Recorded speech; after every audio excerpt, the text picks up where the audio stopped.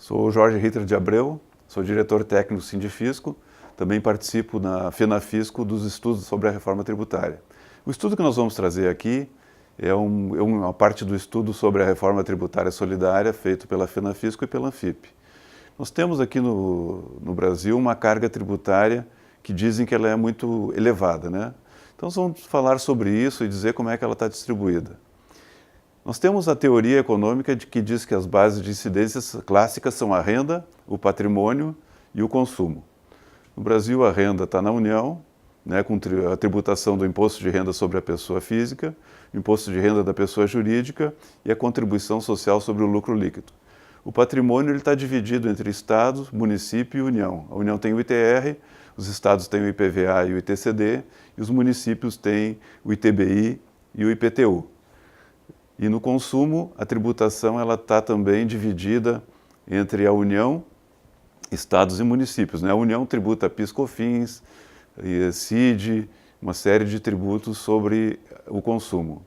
Os estados com ICMS e os municípios com ISS.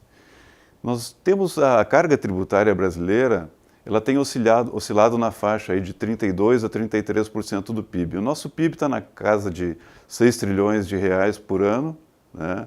Então a tributação de 32%, 33% é mais ou menos 2 trilhões.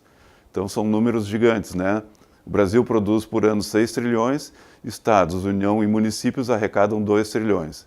Essa carga tributária, ela está na casa dos 32%, 33%, ela está abaixo da média da OCDE. Países como França, Alemanha, Itália e Portugal têm cargas tributárias superiores à do Brasil. Falando da nossa tributação, da distribuição da carga tributária, nós temos na renda 18% do total da arrecadação. Desses 2 trilhões, que são a nossa carga tributária total, 18% é na renda e mais ou menos 50% sobre o consumo.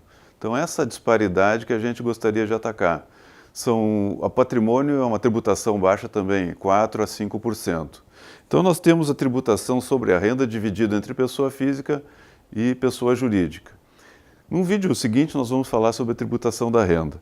A nossa tributação do patrimônio, ela está na casa dos 4%, ela também poderia ser mais progressiva, né, para diminuir um pouco a incidência sobre o consumo.